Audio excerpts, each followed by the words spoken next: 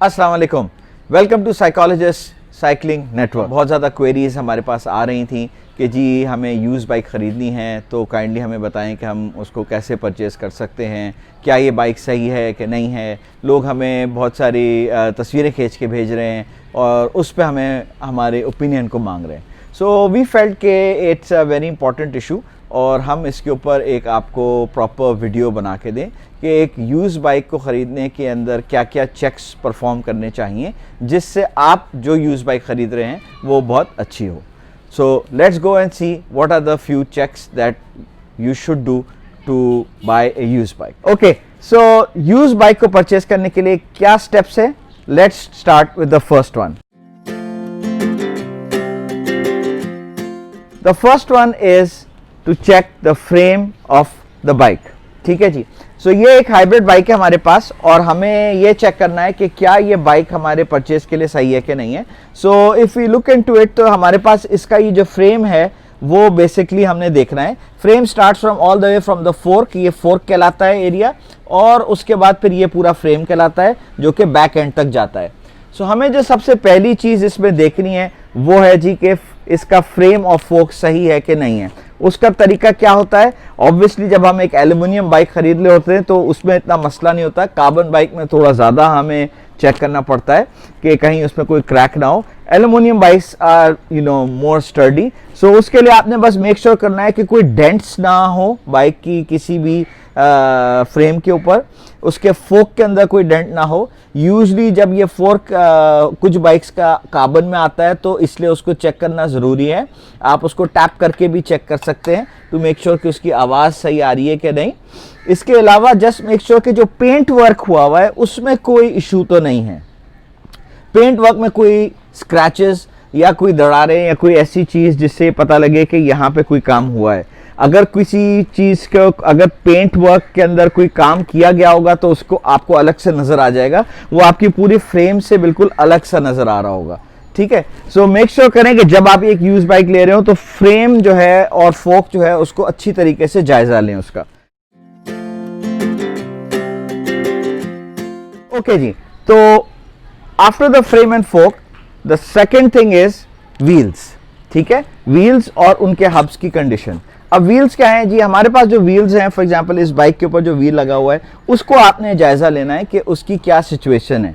सो wheel को check करने का बेस्ट तरीका ये है कि हम पहले क्या करते हैं कि बाइक को अगर आप थोड़ा सा उठाएंगे, सो उठाने के बाद आप इसको एक टर्न दें तो इसमें ये चेक करें कि ये क्या सीधी तरीके से रोटेट कर रहा है या इसमें कोई ट्विस्ट तो नहीं आ रहा जिस तरीके से आपको नजर आ रहा है। चूंकि ये बिल्कुल सीधा रोटेट कर रहा है दैट मीन्स इसका जो व्हील है वो बिल्कुल सही अलाइंड है और इसमें मसला नहीं है। अगर यहाँ पे आपको कोई ट्विस्ट नजर आ रहा है यानी कि थोड़ा सा टर्न हो रहा है तो दैट मीन्स वो डैमेज्ड है और उसको सही कराना पड़ेगा, और वो कहीं एक्सीडेंट हुई होगी, कहीं लगी होगी खड्डे के अंदर, इसीलिए उसका जो व्हील है वो ट्विस्ट हो गया है। सो उसको आपको मेक श्योर करना ज़रूरी है। इसके साथ साथ यही चीज़ आप बैक एंड पे भी करेंगे और बैक एंड पे भी आप इसको उठा के आराम से चेक कर सकते हैं कि ये टेढ़ा तो नहीं हो रहा है। इसके अलावा एक और चीज़ जो आप चेक कर सकते हैं व्हील में वो ये है कि कहीं इसके जो ये फोर्क्स हैं ये ढीले तो नहीं हैं। इसको चेक करने का तरीका ये है कि आप हाथ रख के अच्छे तरीके से इसको दबा के चेक करें कि कोई लूज तो नहीं है। अगर लूज होंगे तो आपको यहाँ पे नज़र आ जाएगा लूज। तो इस तरीके से आप ये मेजर कर लेंगे कि आपका व्हील सीधा है और आपके ये जो स्पोक्स हैं ये भी सही हैं। ओके, सो जो हमारा नेक्स्ट एरिया है चेक करने का वो है बॉटम ब्रैकेट। ना बॉटम ब्रैकेट इसलिए ज़रूरी है क्योंकि जो पुरानी साइकिल्स होती हैं उसमें वो बहुत ज़्यादा रिस्क होता है फॉल्ट का, और वो हम कैसे चेक करते हैं? ये एरिया जो है इसको, इसके नीचे का जो एरिया है जिसमें एक क्रैंक फिट होती है इसको हम कहते हैं बॉटम ब्रैकेट। ठीक है, और इसके अंदर अक्सर औकात पे आपको जब आप साइकिल चलाते हैं, जब आप टेस्ट करने जाएंगे उस बाइक को, अपनी यूज बाइक को, तो उसको जब आप चलाएंगे तो अगर टक टक की आवाज़ आ रही होगी अपने पेडल करते हुए अगर आपको टक टक की आवाज़ आ रही है तो इसका मतलब ये है कि आपकी जो बॉटम ब्रैकेट है वो सही नहीं है। दैट मीन्स या तो वो ख़राब हो गई है या उसको सर्विस की ज़रूरत है। सो ये एक मेजर चीज़ होती है साइकिल चलाने में, यूज साइकिल खरीदने में, कि उसकी बॉटम ब्रैकेट ख़राब ना हो। ये एक महंगा खर्चा है। अगर इसकी बॉटम ब्रैकेट ख़राब होगी तो फिर आपको कल के दिन बहुत प्रॉब्लम होगी, एक नॉइजी राइड कर रहे होंगे और चीज़ें ख़राब होंगी, वेयर एंड टेयर ज़्यादा होगा। उसके बाद जो सेगमेंट है वो आपका है ब्रेक्स का। सो हमने ये चेक करना है कि क्या आप जो ये यूज बाइक खरीद रहे हैं उसके अंदर ब्रेक्स प्रॉपर हैं कि नहीं हैं। कहीं ऐसा तो नहीं है कि उसकी ब्रेक्स ख़राब हैं और हम एक बाइक ले लें जिसकी ब्रेक्स ख़राब हो तो हमारे लिए आगे मुश्किल बन जाएगी। उसको टेस्ट करने का क्या तरीका है, आप ब्रेक्स दोनों लगाएं, ऑन द हैंडल बार आपके यहाँ ब्रेक्स मौजूद होती हैं, और बाइक को आगे और पीछे करके चेक करें टू मेक श्योर करें कि एक एक ब्रेक प्रॉपरली लग रही है कि नहीं। ठीक है, सो जैसे कि हम फ्रंट ब्रेक चेक करें तो हम इसको फ्रंट ब्रेक लगाएंगे और फिर हम इसको आगे मूव करके चेक करेंगे कि वो जा रही है कि नहीं। इसी तरीके से बैक ब्रेक लगाएंगे और फिर उसको चेक करेंगे कि वो आगे पीछे हो रही है कि नहीं। सो हमने बेसिकली बाइक को दोनों साइड्स पे बैक एंड फोर्थ करना है, जिससे हमें ये पता लगेगा कि इसकी जो ब्रेक्स हैं वो सही है कि नहीं। अच्छा, इस बाइक के अंदर बेसिकली डिस्क ब्रेक लगी हुई है और जो नॉर्मल बाइक है उसके अंदर यहाँ पे आपके पास कैलिपर ब्रेक्स होती हैं। सो ये दोनों टेस्ट आप इसी तरीके से परफॉर्म करते हैं। अगर आपके पास कोई यूज बाइक है जिसमें डिस्क ब्रेक लगी है तो उसको भी आप इसी तरह चेक करेंगे, और अगर आपके पास एक कैलिपर बाइक है तो उसको भी आप इसी तरीके से परफॉर्म करके चेक करेंगे।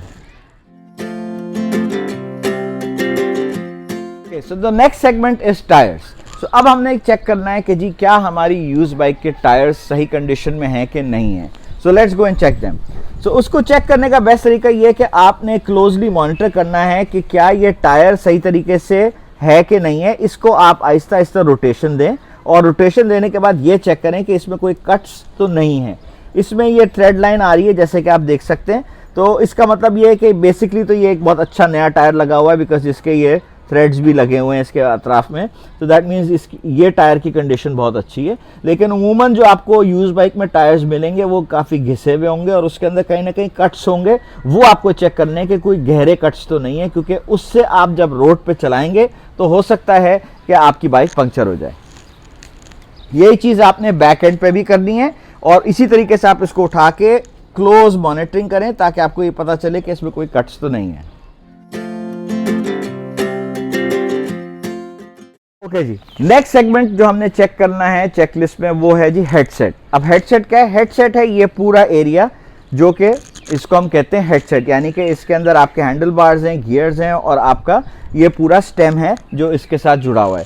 हेडसेट को चेक करने का भी तरीका कुछ वही है जैसे हम ब्रेक्स चेक करते हैं कि हमने चारों ब्रेक्स लगा के बाइक को रॉक करना है। ठीक है, जब हम बाइक को रॉक करेंगे तो ऐसा ना हो कि इसके और फोक के बीच में कोई जर्क आ रहा हो।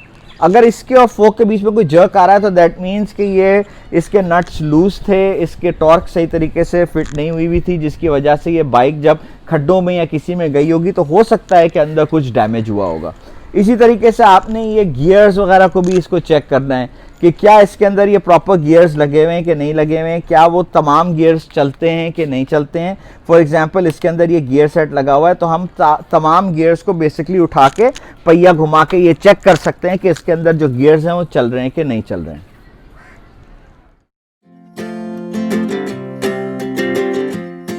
ओके जी, सो अब हमारे चेक का जो लास्ट सेक्शन है वो है बेसिकली ये पूरा गियर सेट। ठीक है जी, इसमें क्रैंक आती है और आपके ये पीछे के कॉग्स आते हैं। सो लेट्स सी कि अब इसमें क्या क्या चीज़ें हमें चेक करनी है। अब बाइक के ये जो पार्ट्स थे वो समझते हैं कि आपके 30 to 40% थे और जो मेन हमने फोकस करना है वो आपका इस एरिया में फोकस करना है जो कि आपका 80% है या फर्ज करें 60% है जो कि हमें बाइक के अंदर चेक करना है। सो अब इसके अंदर जो बेसिकली 4-5 चीज़ें चेक की जाती हैं वो एक ये है कि जी इस वक्त इसके क्रैंक की क्या पोजीशन है। जैसे कि आप देख सकते हैं थोड़ा सा ये घिसवा हुआ है, तो वो आप जो यूज बाइक देख रहे हैं उसकी क्या सिचुएशन है। ठीक है, क्या वो वर्केबल कंडीशन में है, कहीं उसमें डेंट्स और कहीं उसके अंदर कोई चीज़ें स्किप या नट्स निकले हुए तो नहीं है। जैसे कि यहाँ पे ये 5-6 नट्स लगे हुए हैं, ये लगे हुए हैं कि नहीं लगे हुए हैं, क्या ये लूज तो नहीं है। इसको आप बेशक हिला के देख सकते हैं, अगर ये डिस्क लूज होगी तो यहाँ से ये हिल रही होगी, क्या ये लूज तो नहीं है। इस तरह से आपको चेक करना है। इसी तरीके से इसके अंदर जो है ये कुछ डिरेलर्स लगे हुए हैं, ये फ्रंट डिरेलर कहलाता है और ये रियर डिरेलर कहलाता है। क्या ये दोनों प्रॉपरली फिक्स्ड हैं कि नहीं है। अच्छा, उसके बाद हम जब यूज बाइक ले रहे होते हैं तो उसमें ग्रुप सेट का बहुत ज़्यादा मसला होता है कि क्या ये ग्रुप सेट सही है कि नहीं है। तो फॉर एग्जांपल यहाँ पे इस ग्रुप सेट का नाम इसकी ये रियर डिलेवर पे लिखा होता है, यहाँ पे लिखा हुआ है Shimano Sora, so that means ये सोरा का ग्रुप सेट लगा हुआ है। तो अब इस सोरा के ग्रुप सेट के हमने मैचिंग करनी है कि ये जो बाकी चीज़ें लगी हुई हैं ये उसी के हिसाब से हैं कि नहीं है। सो फॉर एग्जांपल अगर ये सोरा का है तो इसके रियर डिलेयर भी सोरा के होंगे और फ्रंट डिलेयर भी सोरा का होगा और इसकी क्रैंक भी सोरा की होनी चाहिए, तो हम कहेंगे कि ये सारी एक ही ग्रुप सेट लगा हुआ है। अगर इसमें से फर्ज करें कि जी आपके पास यहाँ कुछ लिखा हुआ है, यहाँ कुछ लिखा हुआ है, यहाँ कुछ लिखा हुआ है, यहाँ कुछ लिखा हुआ है, तो दैट मीन्स कि यहाँ पे कुछ चेंजेस हुई हैं, ये बाइक के पार्ट्स उन्होंने आगे पीछे कुछ किए हैं, मिक्स एंड मैच करके आपको बाइक बना के दे रहे हैं। सो दैट मीन्स उसमें बाइक की वैल्यू गिर जाती है, बिकॉज हम चाहते हैं कि जब हम एक बाइक लें तो उसके तमाम पार्ट्स एक ही जैसे होने चाहिए। अच्छा जी, उसके बाद आ गई आपकी चेन।